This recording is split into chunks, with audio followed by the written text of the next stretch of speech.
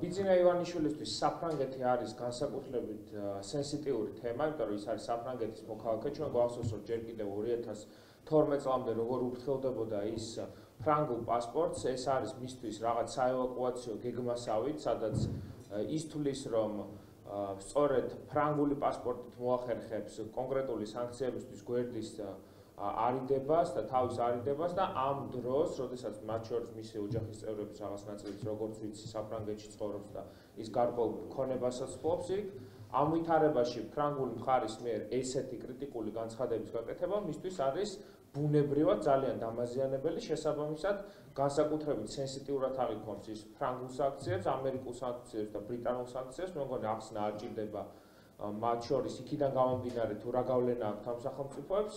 ჩვენ მივესალმებით და ვიმედოვნებთ, რომ კიდევ უფრო დაჩქარებული წესით მოხდება საფრანგეთში მისი არამხოლოდ სანქცირება, არამედ სხვა სამართლებრივი ზომების გატარებაც. ეს მოწოდება რამდენად რეალურია? გერმანიის წარმომადგენელისგან აგზავნილია საზოგადოებით რა? ანუ რამდენ სწორია შევა?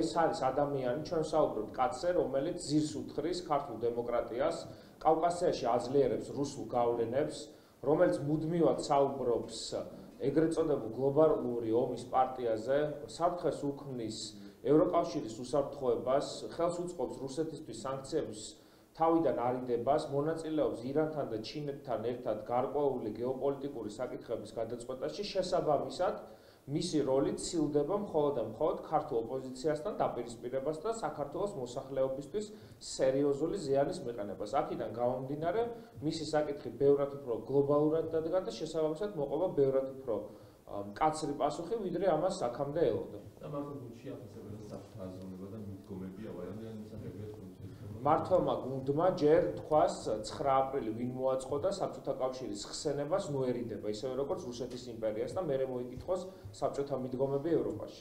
მე ვკითხოთ ბარნცბართან დაკავშირებით, აი ერთიანობის დღეაც უნდა ყოფილიყო, მაშინ ვნახეთ ბატონოვან, რომ ერთიანობის ნაცვლად იყო საკმაოდ დაპირისპირება, ძალიან რთული ვითარება იყო გუშინ რუსთაველზე.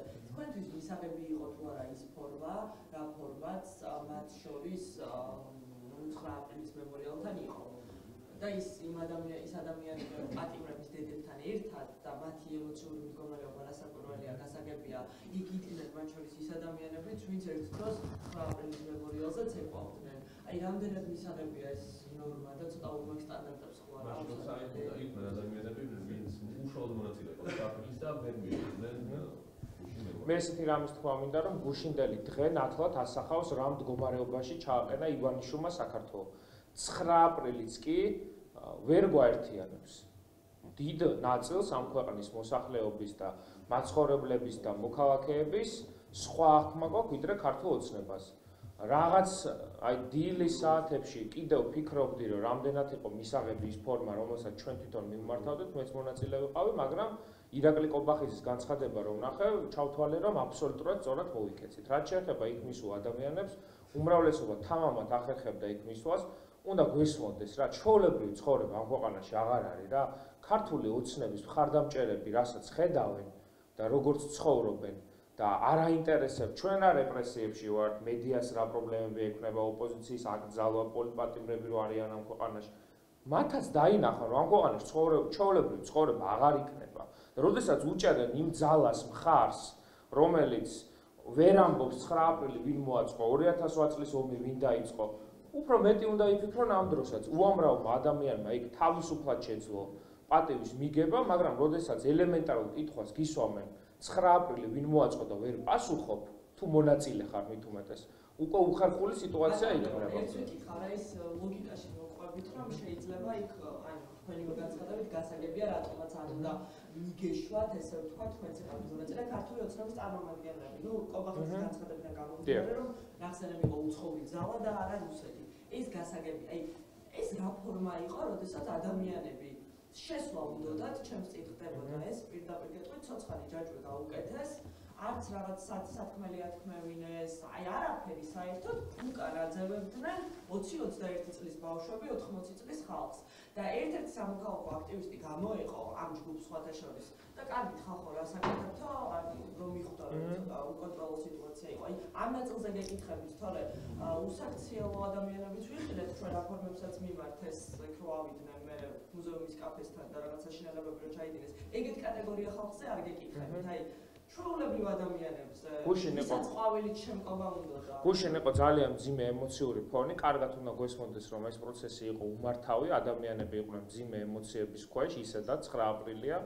თუ კი ვინმე აღმოჩნდა ისეთი, რომელსაც არ მიეცა საშუალება და საკუთარი მორალური განწყობით და საკუთარი შინაგანი მზაობით იზიარებს ყველა იმ ფასეულობას, რაზეც დგას ქართული სახელმწიფო და ქართული სახელმწიფო დგას 9 აპრილზე, ნამდვილად ეს არის ძალიან დასანანი თუ კი მოხდა ესეთი შემთხვევები, მაგრამ ძირითადი რაც იქ ხდებოდა და ეს ტიტუშკების მობილიზაცია, რომელსაც არავითარი კავშირი არ ჰქონდა 9 აპრილთან და ქართული ოცნების ახალგაზრდული ორგანიზაციის შეკრება არ ჭირდება 9 აპრილის მემორიალს 51 ნომრიანი მაისურიანი ბიჭების ორგანიზებული მისვლა კუნთმაგარი ხალხით და ვერც მოახერხებენ იქამდე წესიერად მისვლას. ფარისევლების ადგილი ზოგადად იქ არ არის ნამდვილად და რა თქმა უნდა გავიაზროთ რომ გუშინდელი დღე არის ინდიკატორი იმისა რომ ამ ქვეყანაში არის უმძიმესი არა მხოლოდ პოლიტიკური, არამედ სოციალური და მორალური კრიზისიც, იმიტომ რომ ჩვენ სახელმწიფოში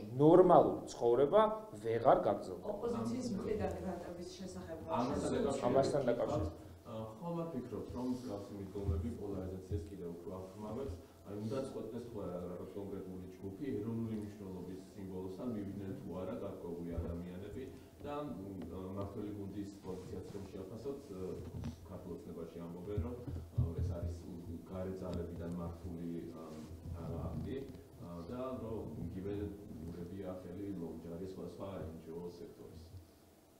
ნუ ჩვენ გარეძალების ეს გუშინდელი პასაჟი რომელიც ქართულმა ოცნებამ გააკეთა ეს არის ნათელი ინდიკატორი რატომ არ უნდა დაუჭირო ქართულ ოცნებას მხარე. აი გუშინდლამდე თუ იყო ვიღაც ქართული ოცნების ამომრჩეველი კიდე მისი მხარდამჭერი თუ არის იზიარებს იმას რომ 9 აპრილი არის უბრალოდ გარეძალების მოწყობილი და რუსებიც არაფერ შუაში არიან და ის ხალხი ვინც იქ ვიდექით შეგვადარეს როდიონოვის ჯარისკაცებს.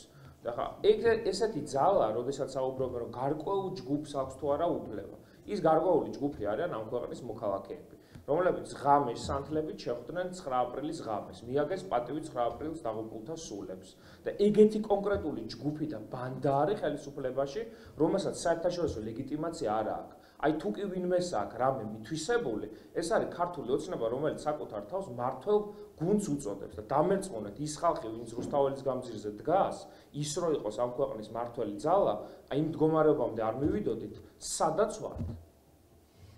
და ევროსაბჭოს რეზოლუციის შესახებ მის შინაარსზე რომ ვთქვათ, იქ ისევ არჩევნების ხელახალი არჩევნების ჩატარებას, საკავშირების გათავისუფლებას, იქ დელეგაციის მანდატების იმაზე უმუშაობაზე ანუ პირველ რიგში ამ მოლოდინი გავდაბოთ დავიწყოთ შეჩერდება თუ არა ეს უფლებამოსილების მანდატები, იმიტომ რომ ვიცით რომ ეს დათქმები მართლ პარტიას არ შეუსრულებია. გულისხმობ ხელახალ არჩევნებს და კი ბატონო, წინსწრებით მაინც მოვერიდები ამაზე განცხადებას, მაგრამ აქტიური მოლაპარაკებები მიმდინარეობს, ოპოზიციური ძალები, უფრო სწორად დემოკრატიული ძალები აქტიურად მუშაობენ იმ საკითხზე, რომ ქართული ოცნების მიმართ, ხას უსვამ ქართული ოცნების მიმართ და არა ქართული სახელმწიფოს მიმართ იყოს გატარებული შესაბამისი ზომები, იმიტომ რომ ჩვენ და ჩვენი მოქალაქეები ამ პროცესში არ უნდა მოყვნენ და არ უნდა გახდნენ რაღაცა ზეწოლის თანამონაწილენი, მაგრამ ამავე დროს უნდა გავითვალისწინოთ ის ფაქტი, რომ ქართული ოცნების მხრიდან ყველა ის ვალდებულება, რომელიც მათ იკისრეს, არის დარღვეული, რაც არ ახალია, აქედან გამომდინარე, ჩვენი დასავლელი პარტნიორების მხრიდან სიამოვნებით ვიხილავდით იმ ზომების მიღებას, რომელიც ოცნების მდგომარეობას მნიშვნელოვნად დაამძიმებდა და ამის მოლოდინი, რა თქმა უნდა, გვაქვს ამ დღეების განმავლობაში აქტიური მოლაპარაკებები მიმდინარეობს და ნახოთ რამდენად კრიტიკული ნაბიჯი იქნება გადადგმული. ქართული ოცნების საწინააღმდეგოდ კონკრეტული ჩანაწერები რო გაჩნდება, ამაზე შემიძლია თამამი. ანუ კრიტიკული რეზოლუციის მოლოდინი. კი ბატონო, კრიტიკული რეზოლუციის მოლოდინში ვართ, უბრალოდ აქ გვაინტერესებს ეს იქნება ძალიან კრიტიკული თუ კრიტიკული. აი ამას აქ მიმდინარეობს ჯერჯერობით ჯელობა. აქამდე და ეს გამოსავალ მაგალითად მინახავს რეზოლუცია, აი რა ძალა და მნიშვნელობა აქვს ამ მაშინ, როდესაც მართველი გუნდი ამბობს, რომ არ გვაინტერესებს. მართველი გუნდი ბევრ ამას ამბობს, რომ არ აინტერესებს, არ ანაღვლებს, რომ ქართული სახელმწიფოსთვის მზად არიან ზვარაკად შეეწირონ, გასაგებია ეს მათი პათოსი რაც არის, მაგრამ თუნდაც დღევანდელი გადაწყვეტილება კომისიის უფლებამოსილების უადის გახანგრძლივებასთან დაკავშირებით და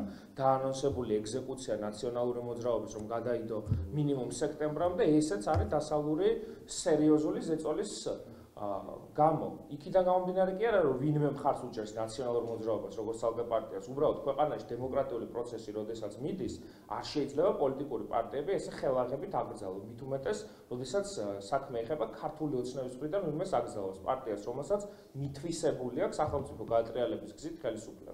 ეცნება რამე გავლენა ოცნებობაში. იცით როგორ არის? ქართული ოცნების საერთაშორისო იზოლაცია დამერწმუნეთ მათი უამრავი მაღალჩინოსნისთვის არის სერიოზული ფრუსტრაციის მატარებელი. ისევე როგორც იმ საერთაშორისო კონტაქტებისთვის, რომელიც მათ აქვს და ეკონომიკური ბმებისთვის, რომელსაც იყენებენ. აი ვკითხოთ ირაკლი რუხაძეს აქვს თუ არა გავლენა ამ რეზოლუციებს.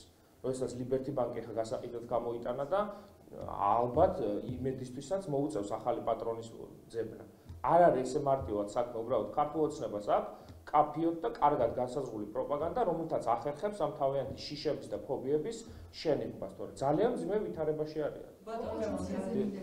შეიძლება გარდა იმისა, რომ მართული პარტია ამბობს, რომ ესე იგი ოპოზიციაში არის დაპირისპირება, ვერ თანხმდებიან, ვერ გაერთიანდნენ და ასე შემდეგ, ასევე თქვენი კოლეგების მხრიდანაც მოვისმინეთ, მათ შორის იყო ნიკოლოზი არბაზ ახმედიანი ნაწილი ამბობს, რომ მე ვიჩნევ, იმიტომ რომ არ მომწონს ასაკეთება. არის დაპირისპირება, დაპირისპირებაში პროპაგანდა თქვენში შეუთანხმებლობა, თუნდაც დაპირისპირება, სხვადასხვა იმ დოზით, რომ ეს რაღაცა კოალიციამ გაერთიანება ვერ მოხდა. რა შესაძლოა რა ხდება? ჩვენ ყოველთვის ვიყავით და ვართ ერთიანობის მომხრენი, იმიტომ რომ ერთიანობას აქვს კონკრეტული უპირატესობები, რაც მდგომარეობს ლოჯისტიკურ ერთიანობაში, ადამიანური ძალების გაერთიანებაში, საერთო მიდგომების ქონაში, საერთო საინფორმაციო ხაზის ქონაში და ქართულ ოცნებასთან ამასთან დაპირისპირებაში. ამ ვითარებაში ჯერჯერობით ფაქტია, რომ ეს დიდი ერთობა არ გამოვიდა, მაგრამ გუშინაც ვნახეთ, რომ 9 აპრილის აქციის დროს ჩვენ ყველანი ვიყავით კონსოლიდირებული და ვიდექით ერთად და ეგ პარტიული ნიშნით არავის ერთმანეთი არ გაგვირჩევია. კარგი იქნება თუ მოხდება რიგ საკითხებზე შეთანხმება, მაგრამ ეს არ ნიშნავს, რომ ხელები უნდა ჩამოუშვათ. იმ ბატონების განცხადებები, რომლებიც თქვენ წაიკითხეთ, ჩვენ მათ პატივს ვცემთ, მაგრამ თუ რამის გაკეთება შეუძლიათ, ჩვენ გარეშეც შეუძლიათ იმოქმედონ და არ არის საჭირო ერთმანეთს ველოდოთ. აი ეს დროს დადგა ამ ქვეყანაში, იმიტომ რომ გუშინდელი აქცია პოლიტიკური პარტიების მიღმაც დაანონსეს საზოგადოების მნიშვნელოვანმა წარმომადგენლებმა, მაგალითად პატა ბურჭულაძემ და პოლიტპატიმრების დედებმა. თუ კი ამ ქვეყანაში მათ სურთ რაიმე სახის ცვლილებები და შეიძლება ჩვენ ძალიან ბევრი სისუსტე გქონდეს ამ ვითარებაში, რომ ვერ მოქმედებდეთ მაინც ისე ეფექტურად, როგორც წარმოგვიდგენია და ამასთან დაკავშირებით კრიტიკა ბუნებრივია მისაღებია, კრიტიკის მიღმა შეუძლიათ კონკრეტული ნაბიჯები გადადგან და გვაჩვენონ როგორ უნდა მოვიქცეთ. მაგრამ აი ახლა მიკითხავ ოპოზიციის გეგმა რა უნდა იყოს ამ სიტუაციაში? ოპოზიციის გეგმა უნდა იყოს ძალიან მარტივი.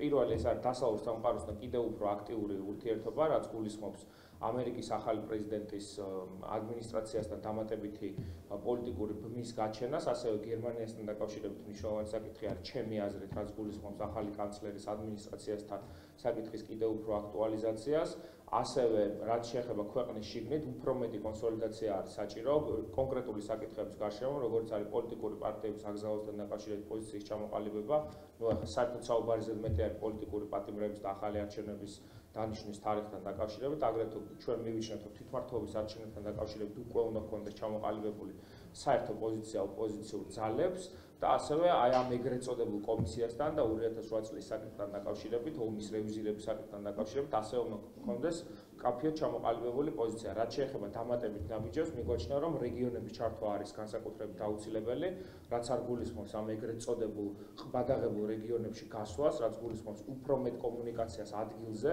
იმიტომ რომ საპროტესტო მუხტი თბილისის, ბათუმის და კიდევ რამდენიმე ქალაქის მიღმა უნდა მოედოს მთელ საქართველოს, რაც ჩვენი აზრით განსაკუთრებით მნიშვნელოვანი იქნება აი ამ გარდამავალ პერიოდში გაზაფხულზე საპროტესტო ტალღის კიდევ უფრო სწრაფად ფორმირების პროცესში. ნამდვილად შესაძლებელი წვიდა კითხოთ კანონის ცვლილებებთან დაკავშირებით ოპოზიცია საკმაოდ აკრიტიკებს აღნიშნულ კანონს და ამბობს, რომ ეს არის კიდევ ერთი ინსტრუმენტი იმისთვის, რომ ხელისუფლებამ დაიფონდებაროს საზოგადოება, მათ შორის ოპოზიციური პარტიები კიდევ უფრო მეტად თქვენ როგორ ახასებთ ამ დაგეგმილ ცვლილებებს კანონში და როგორ შეაბრუნებთ ზოგადად აი მიგრანტების საკითხს, რომ მთავრობის დაკავების გარეშე თანხმობის გარეშე ვერ მიიღებს?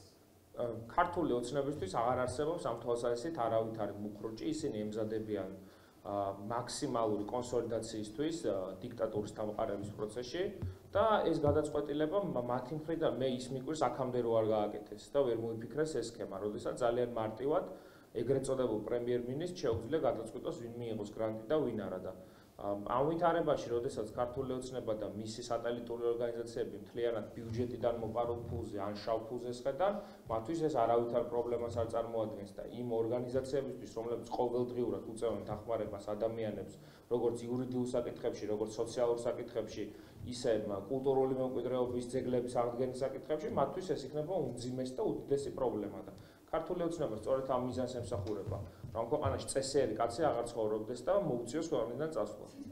და ვკითხავ რა დავუკვირდეთ სისხლის თემას, პირდაპირ თქვა მართლობა, რომ გუშინდელი მოწყობილი აქცია მემორიალთან იყო NGO-ების მხრიდან დაანონსებული, მათ მხრიდან მოწყობილი ძალადობის კუთხით და პირდაპირ ვკითხავ, თქვენ თუ ემხრობით და იზიარებთ, რომ იქ ადამიანები ვერ მივიდნენ და პატივ ვერ მიაგეს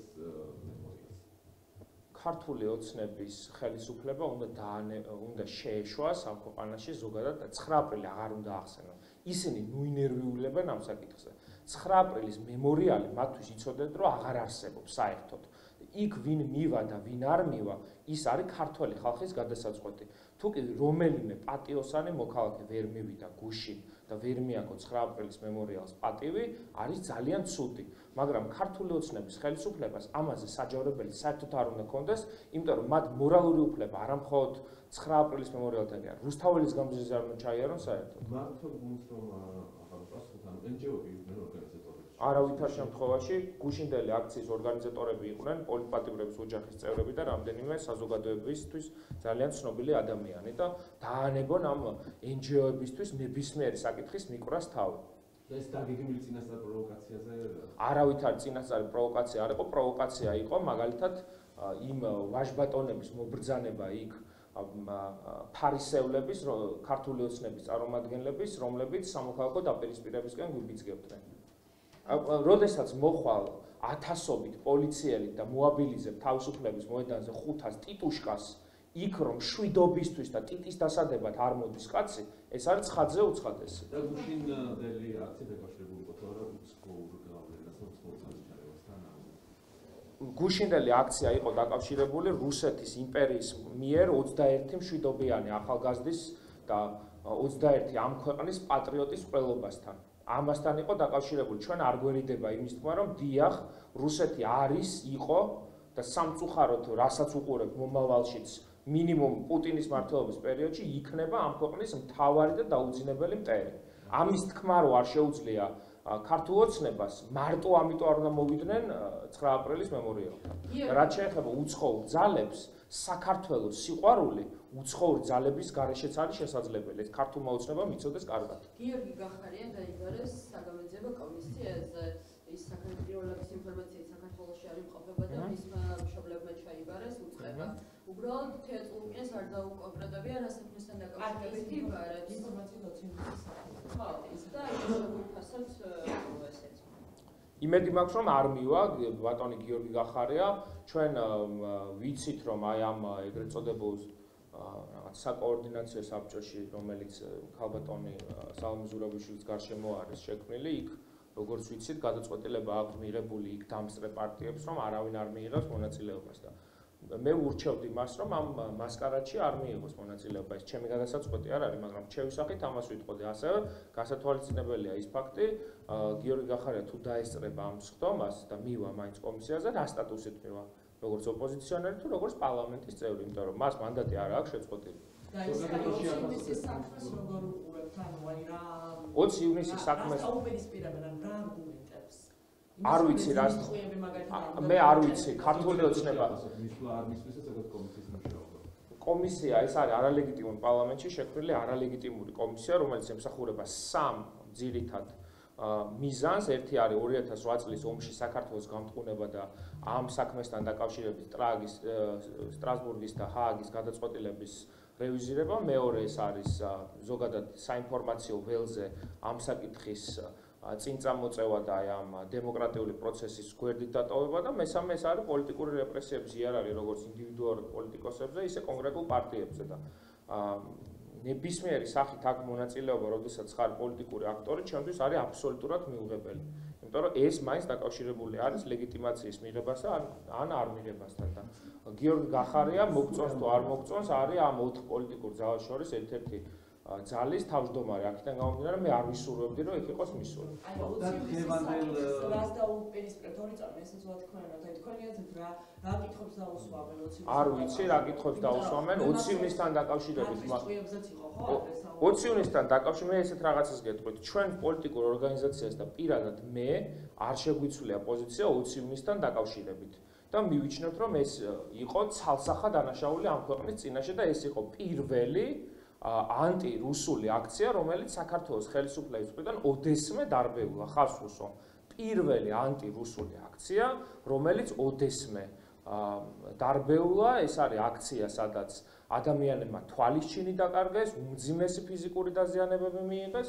აქედან გამომდინარე, ბუნებრივია, რომ 20 ივნისზე ჩვენ გვაქვს მკაფიოდ ჩამოყალიბებული პოზიცია. უბრალოდ ქართული ოცნება არ ვიცი, ყოველი ნოემბერი, დეკემბერი თვის განმავლობაში მე მგონი ყოველ დღე 20 ივნისს აწყობდა ამ ქვეყანაში. აქედან გამომდინარე, რაზეც ტაში აქვს ნაკრელი, თეატრულუკიანს, თეატრულუკიანი გიორგი გახარიას კაბინეტის წევრი იყო და მე მახსოვს როგორ აქებდა როგორც შინაგან საქმეთა მინისტრს, შემდეგ როგორც პრემიერ-მინისტრს.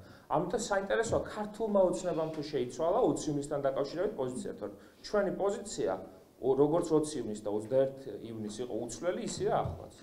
და დღესაც გრძელდება საგამოძიებო კომისიის მუშაობა, დღევანდელი საკითხებს შორის არის სერჟანტ როინენ შალაძის საქმე და ამასთან ერთად ტექნიკური უნივერსიტეტის ქონებრივი უფლებების ხელყოფის საქმე. კითხვები თუ არის ერთ ნაციონალურ მოძრაობაში ამ თემებთან მიმართებაში და რამდენად აქტუალური საკითხებია ზოგადად. აი როინ შალაძესთან დაკავშირებით ყველგან კარგად ვიცით, ხო, რომ შეუვარდნენ საზოგადოებაში კაფე და გაათრიეს და მე რაც უქნეს ამასთან დაკავშირებით როგორია ჩემთვის უბრალოდ ესეთ დროს ყველაზე მეტად გაუგებარი რაც არის, რომ ეს რატო არის თეატრულუკიანის გამოსაძიებელი.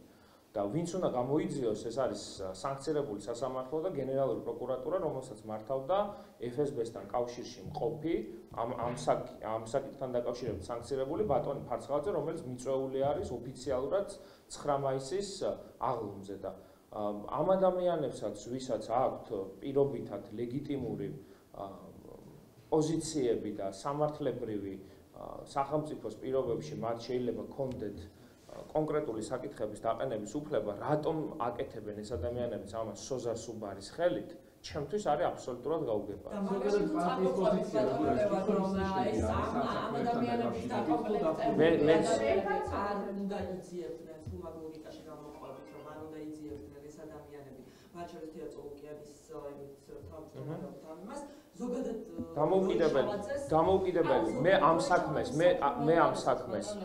პარტიის პოზიცია რომ ამ ეს პარტია იყო ხელისუფლებაში ადამიანები შეცვლილეს კაფიდა რომ გაათრიეს და მე რაც უქნეს ყველამ ძაღლად ვიცით იმ ტყუების რაოდენობით მე ესეთ რაღაცას ვიტყოდი მე ამ საქმის დეტალებს სამწუხაროდ არ ვიცნობ მაგრამ რომც ვიცნობდე მარტივად არის საქმე ძალიან სამართლიანი სასამართლოს პირობებში, სამართლიანი პროკურატურის პირობებში სიმართლის დადგენა და ჭეშმარიტების დადგენა არის ერთადერთი სწორი გზა.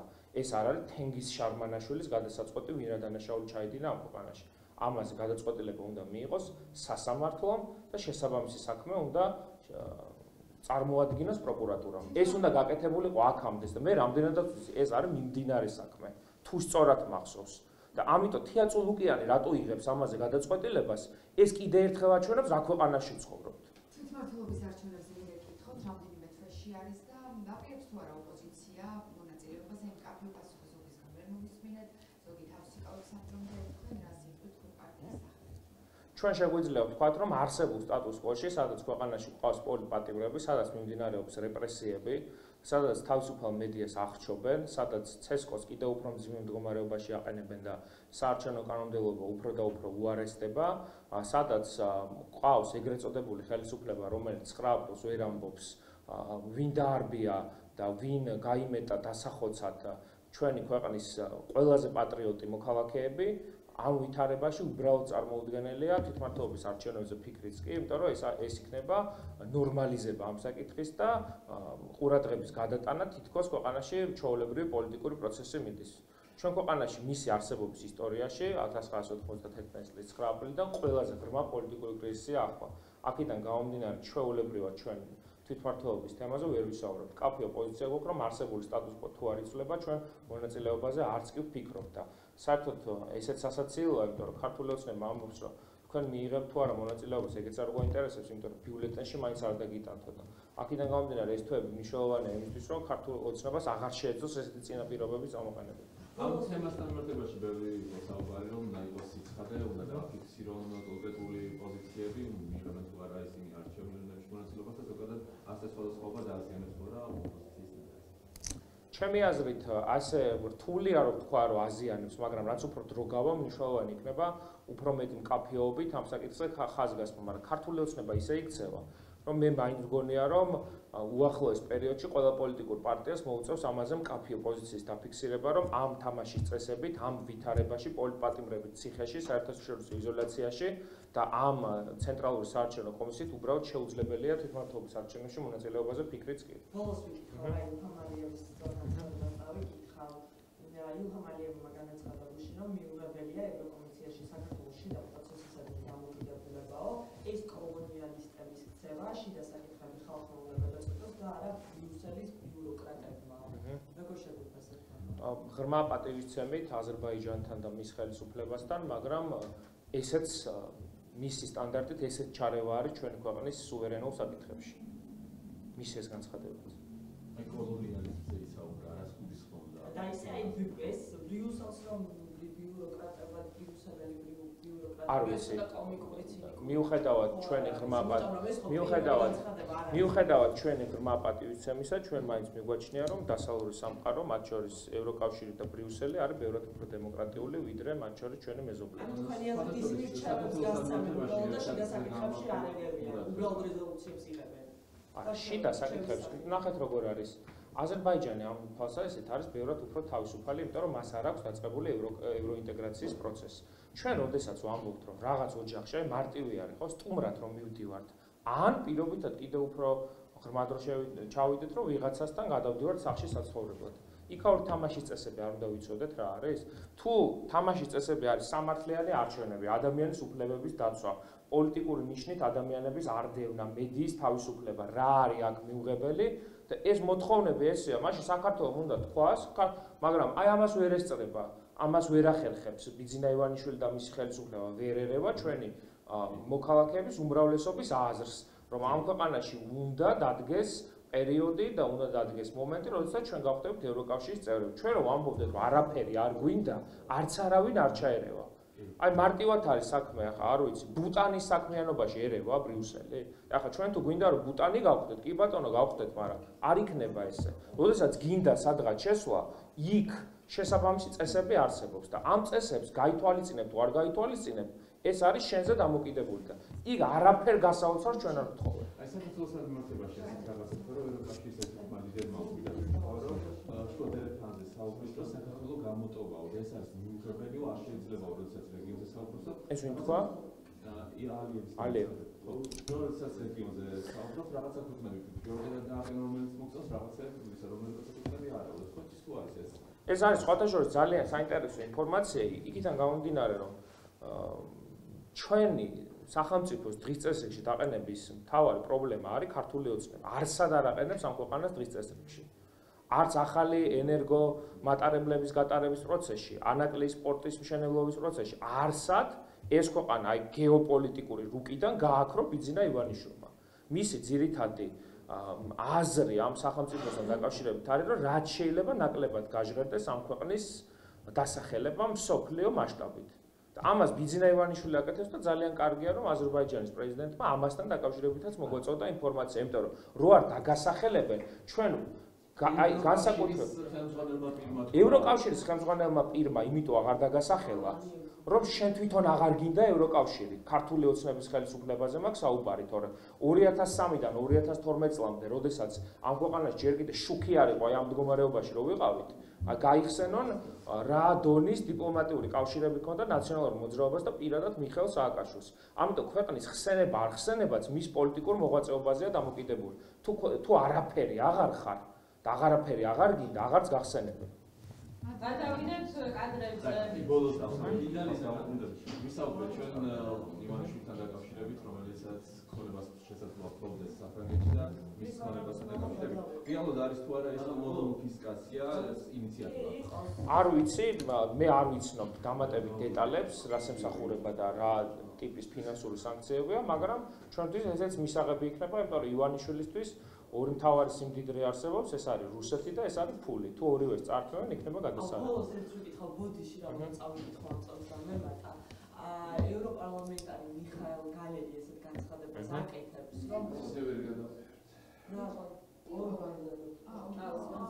ორბანი ბლოკავს ევროკავშირის ზონას აღმასრულებლის მხრიდან იქნება კოორდინაცია დარჩენილ წევრ სახელმწიფოებთან, რომ მიიღონ ზომები ივანიშვილის წინააღმდეგ. შესანიშნავი განცხადება ორივე ხელით მივესალმებით, იმიტომ რომ სამწუხაროდ ვიქტორ ორბანი ჩამოყალიბდა ივანიშვილის უერთგულეს მოკავშირედ და ნებისმიერი სახით მის მიერ რაიმე ტიპის გადაწყვეტილების ჩახშობა ან ბლოკირება არის გადასარევი, თუ კი იქნება გვერდით თავლა. ამ თვალსაზრისით ივანიშვილისთვის ესეც არ არის პრობლემა, იმიტომ რომ სანქციებს მშვენივრად არიდებინებს რუსეთს თავ საქართველოში და ეხლა კარგი იქნება თუ ევროკავშირიც იგივეც გააკეთებს მის მიმართ. ეს იქნება ნამდვილად ძალის დაპირისპირება და გათანაბრება მასთან. კითხვა ხო არა?